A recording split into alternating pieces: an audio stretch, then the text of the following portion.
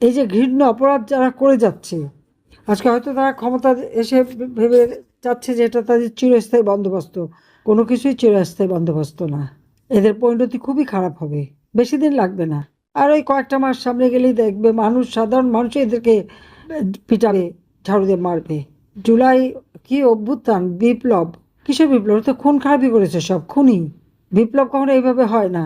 তারা তো খুন করেছে, মানুষকে একের পর এক হত্যা করেছে, যে জন্য এই সমস্ত অপরাধীদের দায় মুক্তি দেওয়া হয়েছে। খুন, অগ্নিসন্ত্রাস, এই ধরনের আইন শৃঙ্খলা নিজে হাতে তুলে নিয়ে পিটিয়ে পিটিয়ে মানুষ হত্যা করা, কোপানো, চাইনিজ করে দিয়ে কোপানো, নানাভাবে মানুষের উপরে যে জুলুম অত্যাচার করেছে, সেই 7.62 বুলেট ব্যবহার করে মানুষ খুন করা, এই সমস্ত হত্যাকাণ্ডই তো তারা করেছে এবং নির্যাতন করেছে। এমনকি মারার পরে যখন আহত, তাকে চিকিৎসাটা বন্ধ নিতে দেয় না, অ্যাম্বুলেন্স থেকে নামিয়ে মারে, অ্যাম্বুলেন্স ভাঙে, হাসপাতালের থেকে সেখানে যে মারে। এ কী বর্বরতা, কি জঘন্য এগুলি! এরা জানোয়ারেরও অধম। এদের কোনো ক্ষমা নেই, বিচার একদিন এদের হবেই, জনগণই বিচার করবে। ওরা যেমন মব করে, ওই মবের হাতে ওরা যদি সাজা না পায়, তো আমি কি বলছি, অবশ্যই তারা সাজা পাবে, জনগণই ওদেরকে পিটাবে। আমরা এর তীব্র নিন্দা জানাই। আজকে বাংলাদেশটাকে ধ্বংসের পথে নিয়ে গেছে।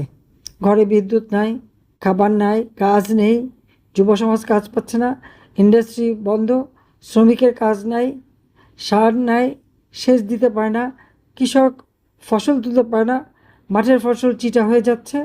আমি জানি না সামনে মানুষকে কী দিয়ে খাবার দেবে, কিভাবে চলবে। ভ্যাকসিনের অভাবে শিশুকে হত্যা করলো, ভ্যাকসিন কিনতে পারেনি। কেন কিনতে পারেনি? এখানে আমার প্রশ্ন। 2024-25 অর্থ বছরে আমি বাজেট দিয়ে যাই, 7,97,000 কোটি টাকার বাজেট। তখন আমাদের জিডিপি 2023 সালে, সেখানে তো আমরা প্রায় 500 বিলিয়ন মার্কিন ডলারের আমার জিডিপি আমি তুলেছিলাম। কিছু লোন টোন শোধ দেওয়া প্রায় 448 বিলিয়ন তো ছিল। আমাদের প্রবৃদ্ধি আমরা 7 ভাগই তুলেছিলাম, এবারে 6 ভাগের উপরে। অর্থনীতি অত্যন্ত শক্তিশালী, মজবুত ছিল। আজকে সেখানে দারিদ্র্যের হার বেড়ে গেছে, হতদরিদ্রের হার বেড়ে গেছে, কোনো বিনিয়োগ নাই, আমদানি নাই, রপ্তানি নাই, সব কমে গেছে। বাংলাদেশ যেখানে অর্থনৈতিকভাবে, সামাজিক নিরাপত্তা, শিক্ষা, স্বাস্থ্য, সব ক্ষেত্রে আমরা একটা উন্নত দেশের পথে এগিয়ে যাচ্ছিলাম, উন্নয়নশীল দেশ হয়েছিল, ঠিক তখন এই বর্বরগুলি, খুনিরা ক্ষমতা দখল করে। সবচেয়ে বড় বাটপার হলো ইউনূস। সারা বিশ্বকে সে সবার সাথে বাটপারি করেছে, একটা মিথ্যা আবহাওয়া সৃষ্টি করেছে, সব জায়গায় একটা ভালো মানুষের চেহারা নিয়ে এসেছে, কিন্তু তার সেই বিভৎস চেহারা আজকে জনগণের সামনে। একের পর এক মিথ্যা কথা বলা ছাড়া তারা কিছুই করেনি। আর ইউনূসের এই বাটপার, ইউনূসের ছত্রছায়ায় বিএনপি, জামাত আর ওই এনসিপি নামে কতগুলি যারা, মানে কেউ ছাত্রলীগ করে গেছে, সে এটা যেন মনে হয় যেন কাকের বাসার কোকিলের ছানা, সেইভাবেই এগুলি নিজেদের তৈরি করে এখন এখন আওয়ামী লীগের নেতাকর্মীদের উপর অত্যাচার করে। আওয়ামী লীগ কে? আওয়ামী লীগ জনগণের সংগঠন। 1949 সালে আওয়ামী লীগ প্রতিষ্ঠা লাভ করেছে। ওরা ওরা যে এত নাচানাচি করে, ওরা কাদের দ্বারা তৈরি? জিয়াউর রহমান, বঙ্গবন্ধু শেখ মুজিবুর রহমান, বাংলাদেশের রাষ্ট্রপতি, তাকে নির্মমভাবে হত্যা করেছে খুনি মোস্তাক জিয়া।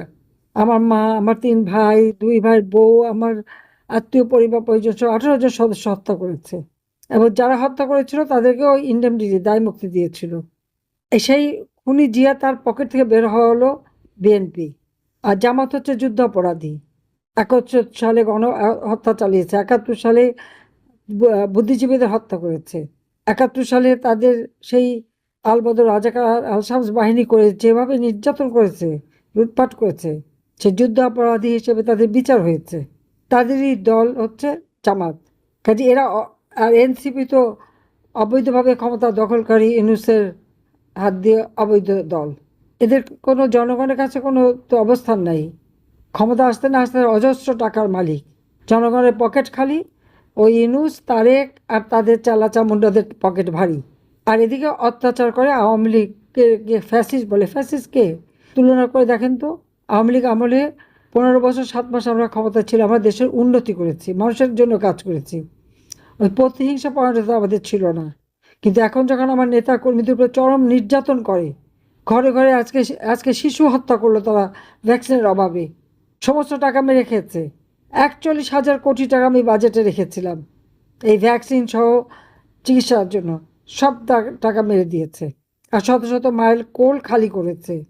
আর তার উপর আমাদের প্রায় 10,000-এর উপর আমাদের নেতাকর্মী, তাদেরকে হত্যা করে তাদেরকে গুম করে দিয়েছে। লক্ষ লক্ষ নেতাকর্মীর বিরুদ্ধে মামলার তো কোনো সীমা নেই। আর সব হত্যা মামলা বাংলাদেশের সবচেয়ে সস্তা। তো এদের অন্যায় অবিচার যে পর্যায়ে চলে গেছে, এদের পতন খুব অবশ্যম্ভাবী এবং পতন তাদের হবেই হবে।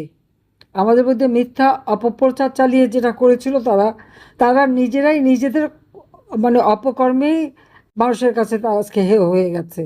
এবং তারা যেটা মিথ্যাবাদী, খুনি, জঙ্গি, আজকে জঙ্গিদের রাজত্ব। কিন্তু আমি যে 1400 লোককে মারলাম তার তালিকা তো দিতে পারলো না। আমি কেন মানুষ খুন করতে যাবো? আমি মানুষ খুন করি নাই, আমি মানুষকে বাঁচিয়েছি সবসময়। কাজে আমি আজকে এটাই বলবো যে এদের নির্যাতন অত্যাচার চরম হয়ে গেছে। আজ ঘরে বিদ্যুৎ নাই, পানি নাই, খাবার নাই, সার নাই, সব দিকে নাই নাই নাই। গেল কোথায় সব কিছু? আমি তো সবই রেখে এসেছিলাম। লুটে খেয়ে টাকা পাচার করে দেশটাকে শেষ করে দিয়েছে। এরা ওই মিথ্যাচার আর নির্যাতন আর খুনই করতে পারে। কাজে এটা আমি বলতে চাই, আমি দেশবাসীকে বলতে চাই যে এদের নির্যাতন অত্যাচার করতে করতে করতে তাদের পাপের ঘরা আজকে পূর্ণ হয়ে গেছে। এখন তাদের পতনের সময়, এবং সেই পতন খুব দ্রুতই হবে। পতন অবশ্যম্ভাবী। কারা আপনাদের উপর অত্যাচার করেছে, নির্যাতন করেছে, সেটা হিসাব রাখেন। আমরা কখনো প্রতিহিংসা করি না, কিন্তু মানুষের জানমাল রক্ষা করা, মেয়েদের ইজ্জত রক্ষা করা, এটা আমাদের দায়িত্ব। আজকে কোনো মা বোনের ইজ্জত নাই বাংলাদেশে। তা আমি এটুকুই বলে শেষ করি যে আজকে যে অত্যাচার নির্যাতন তারা করে যাচ্ছে, দিন একদিন আসবেই, প্রত্যেকটা হিসাব নেওয়া হবে।